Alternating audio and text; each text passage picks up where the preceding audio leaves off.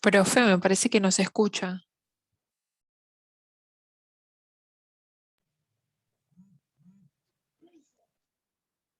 ¿Me escuchan ahora? Ahora sí, profe. Ahora sí, profe. Ahora sí. Bueno, Sí, profe. sí, bien, bueno, entonces les decía que cuando nosotros hablamos de un plan, se supone que hay algo más importante previo que tenemos que entender y que es esencial, que es lo que se llama la resolución de un problema. En definitiva, un plan es un modo de acción para resolver un problema. ¿Y qué es un problema? Ustedes les podría preguntar, no quiero hacer la clase muy extensa, creo que ustedes sí tienen idea clara de que es un problema, pero yo prefiero avanzar un poco más para darle un poco más de dinámica y avanzar, y llegar más rápido a lo que les quiero mencionar. Les decía que un problema es algo que está en conflicto entre la realidad y nuestro interés. Eso es un problema. Es decir, algo que es disfuncional a nuestro interés. Si alguien está enfermo, podemos decir que tiene un problema, porque evidentemente estar enfermo no es lo que la persona quiere, es disfuncional a su interés. ¿Y cuál es la solución? Y curarse. Entonces, si uno va a un médico, el médico trata de resolver el problema que consiste en curar a la persona. Esto podríamos, en una manera simple, explicar qué es el concepto de problema en cuanto a conflictos de intereses entre la realidad y la persona. Entonces, decimos en síntesis que un problema es algo disfuncional a nuestro interés. Esto en el plano personal podemos entender perfectamente. Hay muchas cosas que no nos resultan bien a nuestro interés y lo consideramos un problema. A nivel organizacional, la situación se puede plantear en los mismos términos. Algo que es disfuncional hacia la organización se supone es un problema y hay que resolverlo. Para resolver el problema, ¿cómo se actúa? Bien, para resolver el problema lo hacemos mediante una acción que vamos a realizar nosotros para revertir esa situación problemática. Esa sería en esencia lo que sería la forma en que nosotros podemos revertir el problema. Esa acción que vamos a hacer en la realidad para revertir el problema es lo que recién mencionábamos, no supone un camino único, sino supone que para revertir eso tenemos varios caminos. Y allí es donde viene el concepto de el modo de acción para resolver esa situación. Decimos que lo podemos hacer de una manera o lo podemos hacer de otra, y esas son las llamadas alternativas de solución que tenemos a nuestro problema. Es decir, entonces, dijimos que el problema es algo disfuncional en nuestro interés, que lo tenemos que revertir, para eso tenemos que actuar sobre la realidad, y al querer actuar sobre la realidad nos damos cuenta que no hay una sola forma de actuar para resolver ese problema. Y esas distintas maneras se denominan alternativas de solución del problema. Y Profe, esto nos disculpe. lleva... Sí. Esas alternativas las analizamos mediante el análisis FODA, o sea, las fortalezas, oportunidades, debilidades y amenazas de la empresa. Bien, le comento, el análisis FODA es un elemento que ahora lo vamos a ver que sirve dentro en la toma de decisión y en el manejo de las alternativas. Pero no es precisamente que vamos a trabajar con específicamente la herramienta FODA para el análisis de las alternativas. Ahora yo le voy desarrollando y lo vamos a ir aclarando. Entonces, decíamos que, entonces ya tenemos en claro que tenemos un problema que lo tenemos que revertir accionando sobre la realidad y que no hay un solo camino, sino hay varios caminos. Y entonces ¿En qué consiste? Vamos a ir a la esencia de lo que es el plan, que nos lleva a la idea de la toma de decisión. ¿En qué consiste en esencia la toma de decisión? La toma de decisión consiste en decidir cuál de las alternativas que nosotros mismos vamos a desarrollar es la mejor alternativa para llegar a un resultado que sería la solución del problema. Eso es en esencia la toma de decisión. Y se supone que el planeamiento es una etapa posterior y que supone dentro del proceso, ¿no es cierto?, la toma de decisiones y la resolución del problema. Ahora bien, cuando hablamos de decisiones, tenemos distintos niveles de decisión. Hay decisiones que son del más alto nivel de la empresa, que denominamos decisiones estratégicas. También dependen de, y en relación a los planes, en función del tiempo en el cual hacemos la proyección. Recuerden que en general cuando hacemos planes a largo plazo, se supone que estamos trabajando más en lo estratégico, y cuando hacemos cosas a corto plazo, estamos trabajando más en lo táctico. Entonces decimos que las decisiones estratégicas son aquellas que involucran, digamos, o la problemática que supone la resolución de esas decisiones está en el más alto nivel de la organización. Entonces son ellos, el nivel gerencial de la organización, quien tiene que tomar esas decisiones. Por supuesto que para la toma de esas decisiones, el nivel gerencial se va a nutrir del aporte de los niveles inferiores. En función de las necesidades les pedirá el aporte, pero quien le incumbe y quien por su nivel tiene que resolver esas cuestiones es el nivel superior. Esas son las decisiones estratégicas. ¿Qué es una decisión táctica? Una decisión táctica es algo que tiene relación con una cuestión que podríamos denominar intermedio en relación a este nivel alto que sería lo estratégico. Ahora yo le voy a poner ejemplo. Normalmente en las decisiones tácticas intervienen niveles intermedios de la organización, por ejemplo, jefatura de departamentos o jefatura de división. Las decisiones estratégicas se supone que fueron tomadas por el nivel gerencial, ¿cierto? Acá les pongo ejemplo. Por ejemplo, una decisión estratégica para una organización sería construir una nueva planta de producción, por ejemplo, o incorporar nuevas maquinarias, o tomar un crédito importante para atender gastos, para atender necesidades financieras. Esos ejemplos que les estoy mencionando son ejemplos de lo que serían decisiones estratégicas. ¿Cuál sería un ejemplo de decisiones tácticas en una organización? Por ejemplo, el cambiar el horario de trabajo es un tema que evidentemente no puede estar, digamos, en el nivel del gerencial, ¿no es cierto? Puede tener eventualmente algún aporte como decisión final, pero se supone que básicamente es un tema que está planteado en un nivel intermedio propio de los departamentos y divisiones. Cambiar el proveedor de materias primas también, parar las máquinas para hacerle un cierto mantenimiento. Les estoy poniendo ejemplos de ciertas decisiones que son intermedias, que se supone que actúan en los niveles intermedios de la organización, departamentos y divisiones, para separarlas entonces del concepto de los ejemplos que les di antes, que serían de decisiones estratégicas.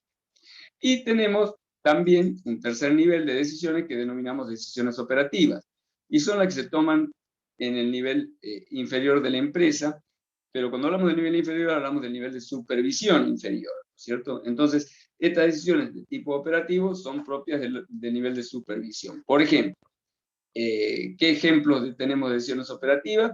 El reemplazo de una máquina por desgaste, el asignar circunstancialmente tareas al personal, por ejemplo, faltó una persona, el reemplazarlo por otra. Les estoy poniendo ejemplos propios del nivel de decisión inferior. Bien, entonces, esta idea de decisiones estratégicas, tácticas y operativas es un poco la idea de que existen, llamamos, distintos niveles. Y hay un concepto que es lo que se llama la descentralización de las decisiones, que es un concepto importante que tienen que tener y que de hecho las organizaciones manejan, y es el hecho precisamente que está marcado acá. fíjense qué importante que es en una organización que cada nivel se haga cargo de las decisiones que le competen. Si se producen procesos que a veces en algunas empresas se generan de mucha centralización, los niveles superiores de la organización están asumiendo decisiones que son propios de los niveles inferiores, y eso genera un retardo en la toma de decisiones, afecta la dinámica de la función del funcionamiento de la organización, y entonces queda en claro la importancia que tiene que cada nivel de la organización asuma su nivel de responsabilidad y toma de decisiones correspondientes. Y esto es o tiene relación con el concepto de descentralización de las decisiones. ¿Se entendió esto? Sí, profe. Bueno, muy bien. Entonces, dijimos que, volvemos de nuevo entonces al tema, cuando hablamos de decisiones se supone que estoy eligiendo alternativas, y las alternativas dijimos que son los caminos que me permiten llegar a resolver un problema. Eso les había planteado antes. Mantengan esa idea y yo les sigo desarrollando entonces los conceptos que vamos viendo. También en la toma de decisión y en el planeamiento interviene el concepto de matriz FODA, que recién comentaba un compañero de ustedes, y que, bueno, creo que ya vieron algo: fortalezas, oportunidades, debilidades y amenazas. ¿Lo vieron este tema? ¿Lo desarrollaron? No, profe. No, profe. No. Bueno, muy bien. Resulta importante para saber dónde estamos ubicados en la toma de decisión y, por supuesto, en el planeamiento, este recurso técnico que se llama la matriz FODA. Yo les voy a poner algunos ejemplos para que vean cómo lo podemos trabajar. ¿Qué son? FODA, tal como les mencioné, son las siglas iniciales de fortalezas, oportunidades, debilidades y amenazas. Vamos a poner el ejemplo de la fortaleza. Para una organización, saber dónde está situada y poder determinar cómo va a hacer su accionar y demás, es bueno que conozca cuáles son sus fortalezas. ¿Cuáles pueden ser, por ejemplo, sus fortalezas? Hay una posición sólida en el mercado, por ejemplo, una empresa puede tener esa situación, puede tener un personal con alto grado de capacitación, ¿no es cierto? Y eso puede ser un factor, digamos, de valor en cuanto a las fortalezas de la empresa, en relación, por supuesto, con la competencia. Puede ser un personal identificado con la empresa. En estos dos aspectos que les comenté, interviene directamente el área personal. Entonces, estas son cuestiones que tienen que ver con la fortaleza. Le voy a poner un ejemplo en relación a lo que es el tema de capacitación. Yo les mencionaba que la capacitación del personal es algo que hay que prever, porque una persona para ciertos niveles o para ciertas áreas en la organización, en general se logra desarrollar a través de un proceso que es el proceso de capacitación. Y qué importante que es tener cierto nivel de especialización, por ejemplo, en las empresas. Les pongo un ejemplo. Yo trabajé mucho tiempo en mantenimiento aeronáutico y realicé trabajos on the job training, que se llaman, que es realizar trabajos en empresas extranjeras. En Francia estuve realizando algunos pasantías, o concretamente me integraba en un taller a realizar mantenimiento, y bueno, y veíamos todos los procesos que se hacían, y eso durante bastante tiempo, con lo cual uno de alguna manera percibía las características propias de la empresa. Y algunas cosas importantes que noté. Por ejemplo, una empresa de aviación importante, se llama Aviación Marcel Dassault, francesa. Parte de los componentes que requiere el avión son los llamados servocomandos. Los servocomandos son mecanismos muy complejos, yo les diría casi de relojería mecánica, que forman parte de los sistemas de mando del avión. Resulta que la empresa, obviamente, valoraba la necesidad de tener personal con alto grado de capacitación en ese tema. Y para que ustedes vean acá cómo hay ciertas cuestiones de oportunidad, que vamos a ver después, en esa época en que se estaba trabajando este desarrollo, Suiza, que es cuya industria principal es la industria del acero, relacionada con cuestiones de uso más, llamémosle, elaborado, por ejemplo, material quirúrgico y todo lo que es la relojería suiza fue famosa, y todo lo que es la relojería suiza, de pronto, quedó fuera de época cuando apareció el reloj de cuarzo, y quedó un altísimo nivel en Suiza de personal altamente capacitado en técnicas de precisión en materia mecánica, propio de lo que es la industria de la relojería, y por lo tanto, la empresa, esta aviación Dassault, Marcel Dassault, que necesitaba gente muy capacitada en cuestiones así de lo que sería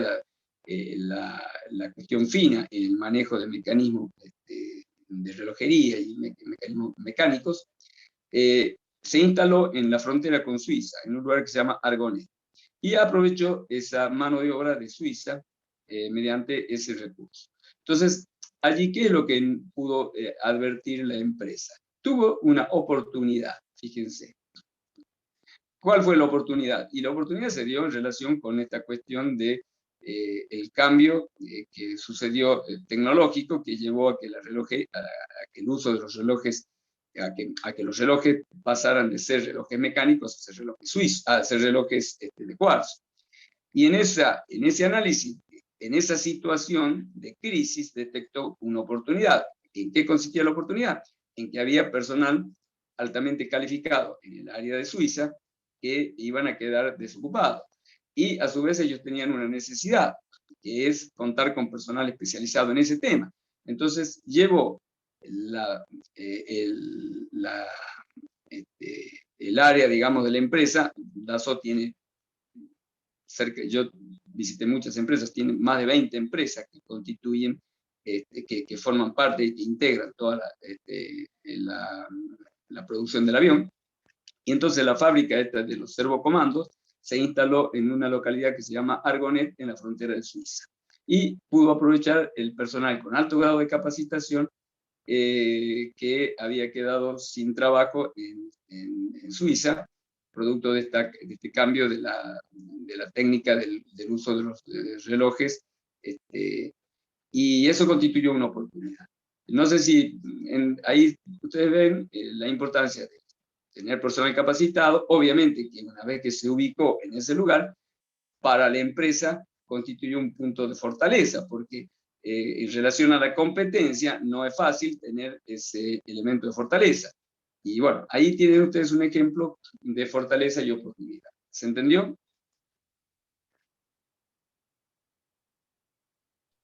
Sí, profe. Sí. Bueno. Entonces,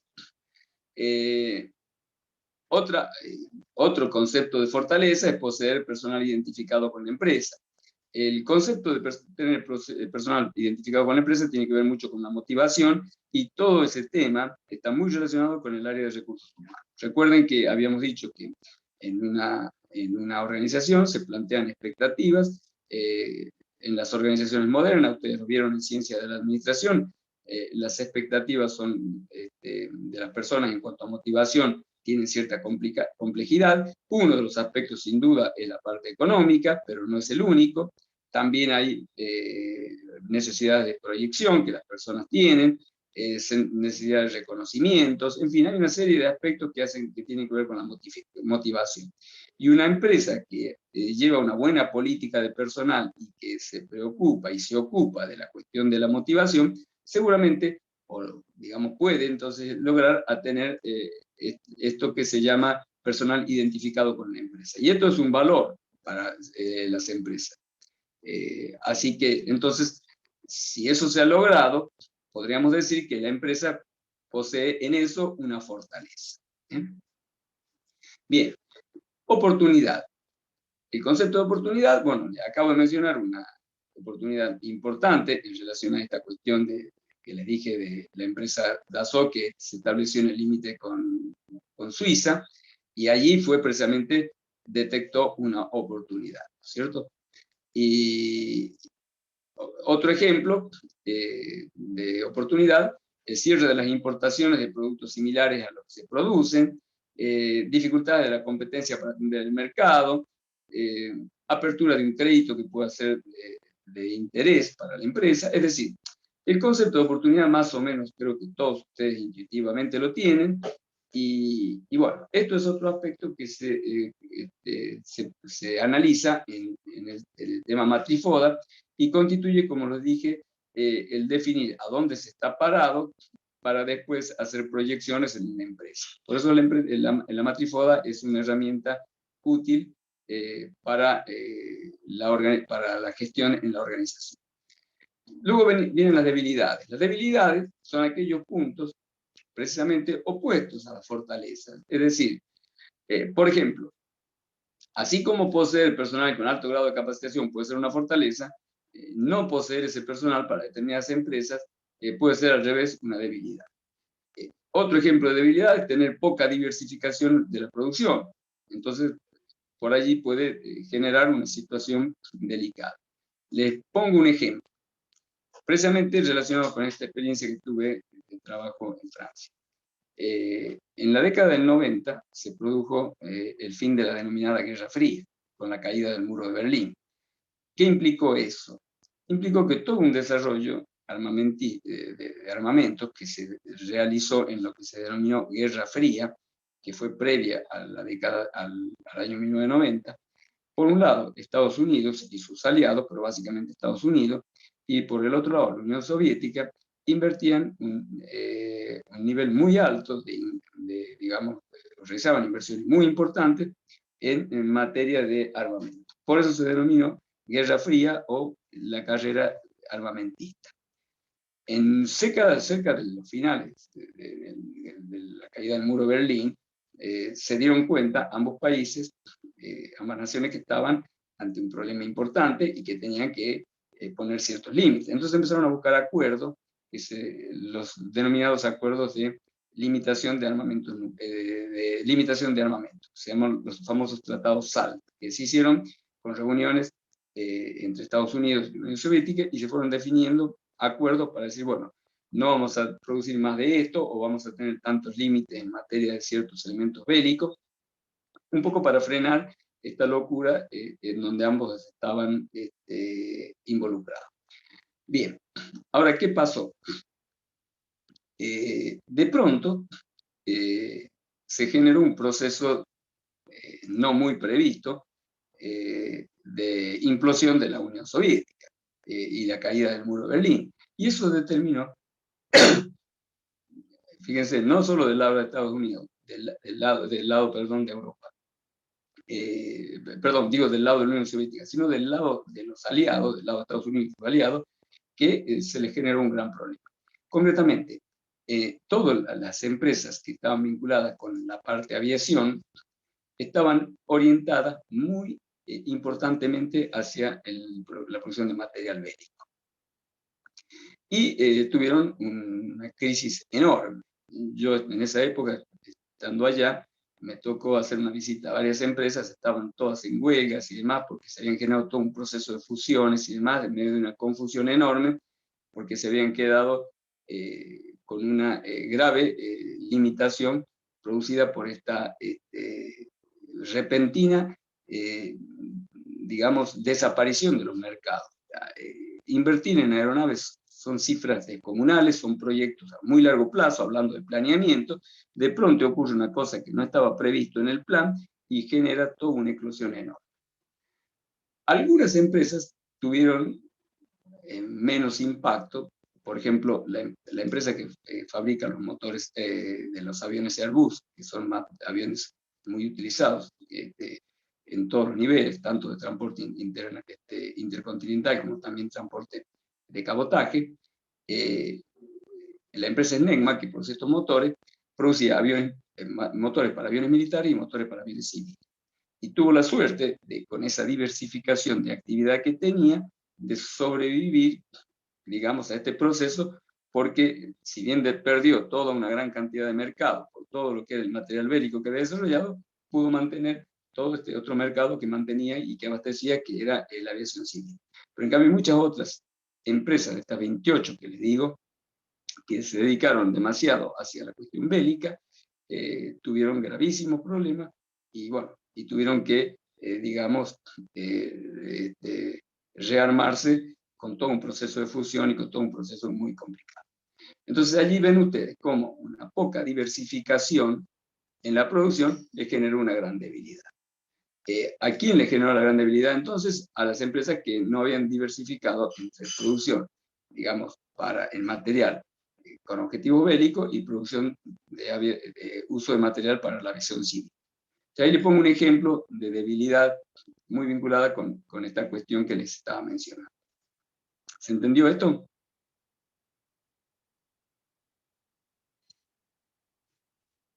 Sí, profe, como Sí, profe. que las debilidades también dependen del contexto social que nos rodea, por así decirlo, o de la época en la actual.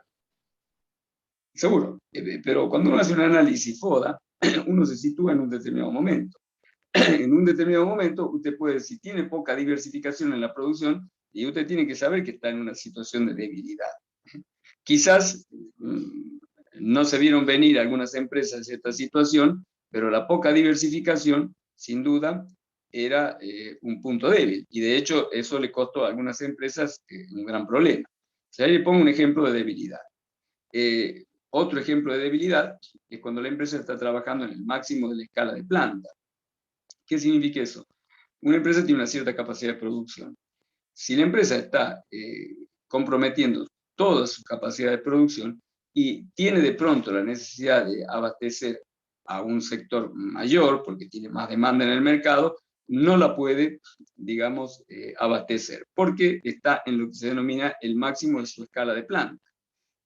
Un ejemplo, ustedes tienen un establecimiento que tiene una capacidad de producir lo que sea, 1000 elementos. Y si está trabajando, produciendo 950 y tiene una demanda extra del 20 o 30%, que va a llevar a la demanda de 1000 a 1300, no la va a poder abastecer porque está en lo que se llama el límite de su capacidad de planta instalada. Y eso, por ejemplo, es una debilidad. ¿Se entiende? No poseer personal con calificación necesaria también es una debilidad, a la inversa de lo que decíamos que eran las fortalezas. Bien, y luego tenemos las amenazas. ¿Qué es una amenaza? Una situación que de pronto puede generar, digamos, o puede afectar de una manera grave a la empresa. El caso que les mencioné de la guerra, del fin de la guerra, fue algo que yo aprecio que algunas empresas lo deben haber advertido, porque todo este proceso de limitación de las armas, que los llamados acuerdos SALT que se hicieron, iban marcando un poco que eso te podía llegar a ocurrir. Quizás fue un poco imprevisto la caída del muro de Berlín y la desaparición de la URSS, ¿no? De la Unión de Repúblicas Socialistas Soviéticas. Pero bueno, pero algunos lo pudieron avisorar y eso constituía lo que se denominaba una amenaza para aquel que estaba produciendo exclusivamente material bélico, tenía que darse cuenta que eso era una amenaza y que tenía que actuar en tiempo. Les pongo otro ejemplo más común y más cercano a nosotros. Ustedes saben, cuando los videoclubes, que en una época existían, vino una empresa, ¿cómo se llamaba esta empresa de comercialización de alquiler de videos? Blockbuster. Blockbuster. Y los absorbió todos los videos. Y bueno, eso era una amenaza.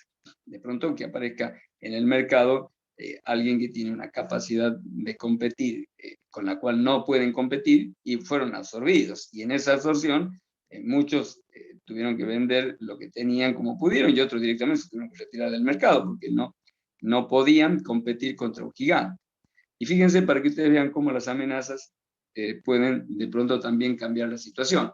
Blockbuster, de pronto vino la era digital en donde las películas se empezaron a alquilar y Blockbuster desapareció. Y ustedes han podido ver los locales que quedaron, digamos, sin ningún fin. Y fue, bueno, ahí fue un proceso en donde el depredador terminó siendo depredado. Entonces, estas son situaciones de amenaza. Y estas son situaciones que a veces se pueden advertir y que es importante analizar, porque de alguna manera nos anticipamos a la situación. En esto constituye entonces el concepto de análisis de las amenazas. ¿Se entendió? Sí, profe, puede ser también como pasó con la caída del Ghost Trip. Bueno, en temas financieros, con el tema también de Wall Street y demás, por supuesto, suceden estas cosas, ¿no? Y bueno, el objetivo de esto es que se entienda un poco en qué consiste el análisis FODA. Yo les puse algunos ejemplos prácticos para que no quede, digamos, en la simple lectura, porque pensado en casos prácticos se entiende mucho más el concepto. Así que por eso desarrollo tus ejemplos. Bien. Bueno. 21:43. Bueno, ya estamos bastante tarde. Bueno, le voy a anticipar un tema que después lo completamos en la clase que viene. El análisis de alternativas de decisión.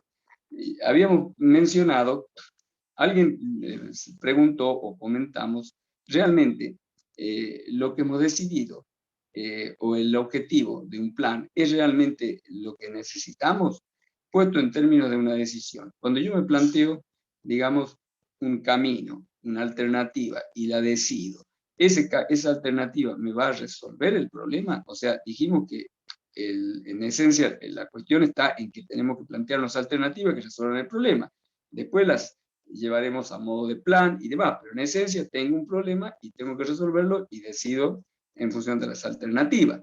Y la primera pregunta que nos hacemos es, con la decisión que nosotros adoptamos, ¿resolvemos el problema? Bueno, para esa cuestión y para otras cuestiones que hacen al análisis de la toma de la alternativa, está lo que se llama el análisis AFA, que también, como en el caso del FODA, son siglas. La primera es aptitud, la A de AFA. ¿Y qué es la aptitud? Debe analizar si la alternativa generada resuelve el problema. Ustedes recién comentaban, alguien planteó la posibilidad de que realmente el objetivo que nosotros hemos planteado en el plan no sea realmente el modo de lograr algo que pretendemos.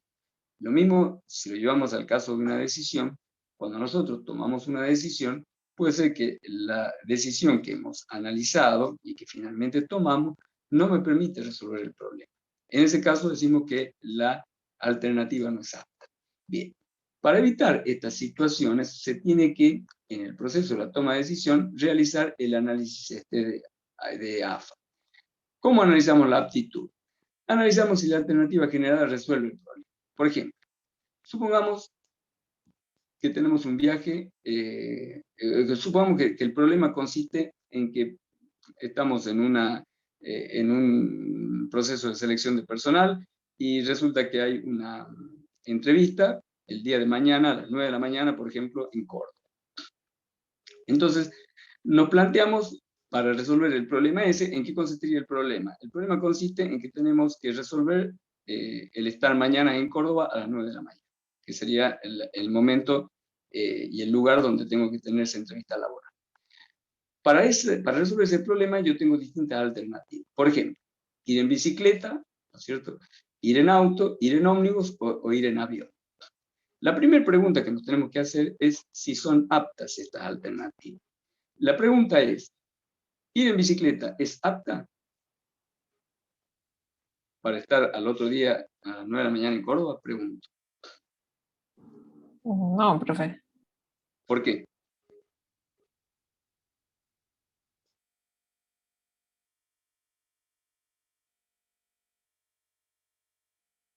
Y porque no creo que llegue.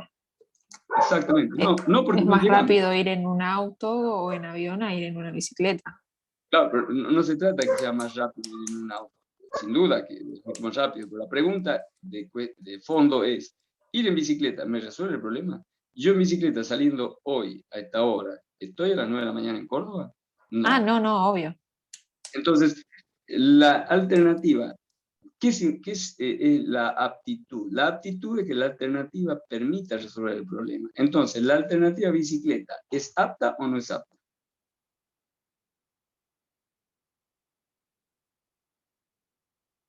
No es apta. Obviamente que no, no es apta. No es apta. Entonces, en el primer análisis que hicimos, de los tres, vamos a analizar la aptitud, la factibilidad y la aceptabilidad. Lo primero que analizamos es la aptitud. Si no es apta, la descartamos. Entonces, ni siquiera nos gastamos en hacer otros análisis que tienen que ver con la factibilidad y la aceptabilidad. Entonces, en este caso, en este ejemplo que les di, descartamos la bicicleta. Me queda el auto, el avión y el ómnibus. Con los tres, con auto, avión y ómnibus, puedo estar mañana a las 9 de la mañana en Córdoba. ¿De acuerdo?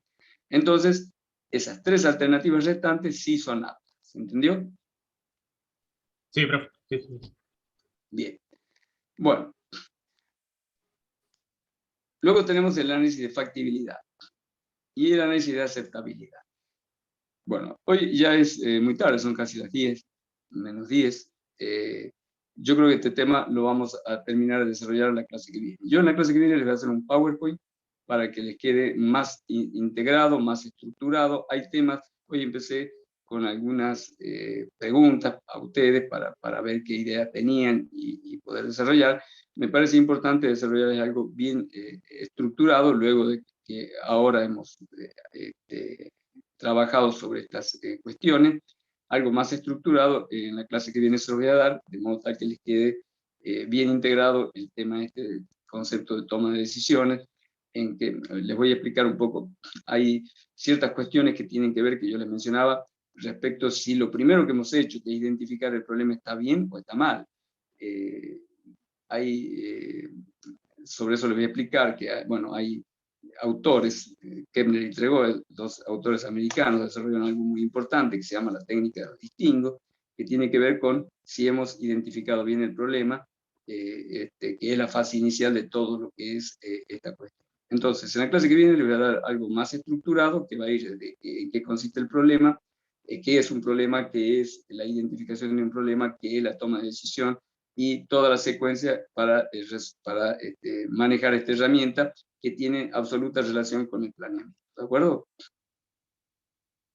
Perfecto, profe. No hay problema. Bien.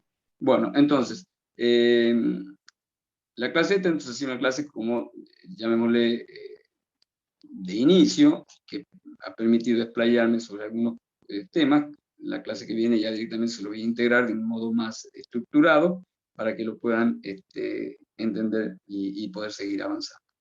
En tanto que lo de la clase pasada sí fue algo bastante organizado y estructurado, por eso se lo subí en video. Le pido que lo vean y lo lean y lo escuchen el video y lo vean el video. Allí está explicado todo el PowerPoint que también le subí a la clase. Perfecto, profe. Bueno, les voy a enviar un mail pidiéndole que me acusen presente por el día de hoy. ¿De acuerdo? Buenísimo.